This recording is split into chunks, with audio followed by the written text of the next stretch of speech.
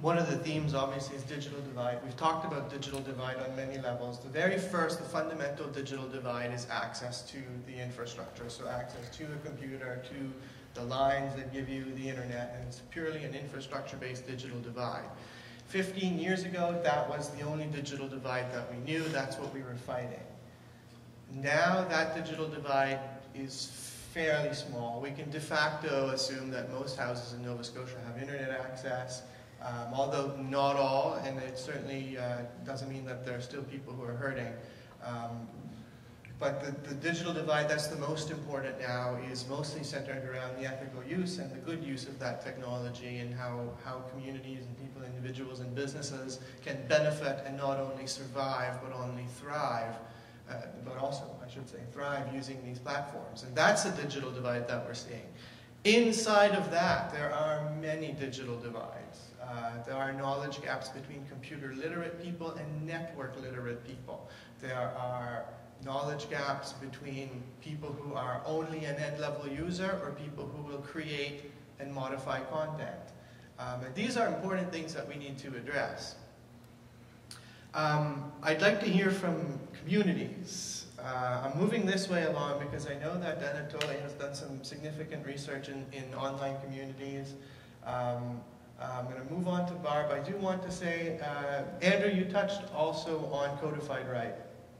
I'm sorry? On codified human right. Mm-hmm. So we're talking about Finland. That was the one that was the big one in the news. There's 5 other countries, in fact, that have some sort of a codified right to the internet. Not as much as Finland has done. Finland has been very aggressive with that. I know you've done some research into Finland. Can you just give us a real quick overview of what they've done? Well, basically, it's like the plan I suggested we embark on, laying fiber optic cable all over the place, a massive undertaking. They estimate there's something like 2,000 people in their country that they won't be able to reach with it. So when you think of Finland, I mean, you're talking about a northern country, you're talking about large distances, small population centers, the sort of thing that you think of when you think of Canada too. They're pulling it off, so there's no real reason like we shouldn't. Absolutely. Interesting. Absolutely. Well, it is attractive to declare internet access as a human right, but is there a most productive way to do it? Should we follow this trend, or should we focus our resources on more community-driven projects, as some of those you already mentioned here? I personally do believe that everybody should have access to the internet, and so there's no doubt about that. But I don't think that such top-down approach from the government should be a solution or will be a successful solution. Instead, let's focus on bottom-up approach, and where we're working together with local communities and trying to match their local needs with what actually internet can do for them. And I think that once they see that, they will be more energized and they will be more likely to take active actions and look for different ways to be connected. So I do believe that we should have internet access, everybody should have it, but I'm not sure about if it should be human right. All right. Barb, communities, resources, challenges. Well, the CAP program in Halifax and across Canada originated with that exact premise, and I see Bernie's here, and Bernie will remember. As a community, we knew that we'd got some needs. We knew that this technology was coming along, and this is going back to the early to mid-90s. What the approach that government took was interesting. At the time, we found it a little bit frustrating that there wasn't a template coming down from the top to say, this is how you do it. But now being able to look back, 12 years on the program, it actually benefited us to figure it out for ourselves, to come together as a community and go through challenges, try things that didn't work. The one thing that I feel really does work from that community approach is the human element. A lot of the digital divide that still is with seniors and was then.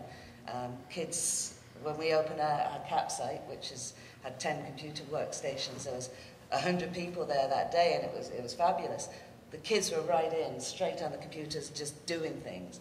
and the seniors were hanging back, really scared they were going to break something. They didn't really think it fitted into their lives at all. So we were speaking earlier, and the job of the human was to find out what interested them, what was relevant to them, and then show them how the computer can do it. And the analogy of, you can drive a car, you don't have to be able to fix the engine. That was the same kind of principle that we went forward with. So I do think that it has to come from community to have a lasting impact. And the digital divide is still there. I see the same digital divide still there, because some people just don't want to adopt the technology.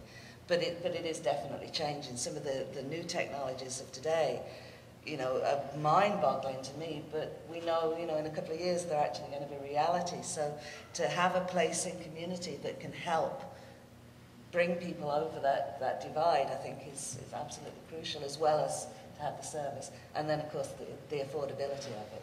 So that's one major hurdle that we have. One really good thing that's come out of the public access program in Canada is it was built from the ground up.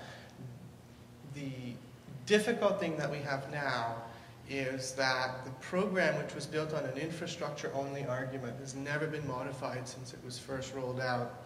And communities have evolved the program through the Web 2.0 revolution. And communities, particularly in Atlantic Canada, we have a very strong public access program. Saskatchewan and British Columbia also as well.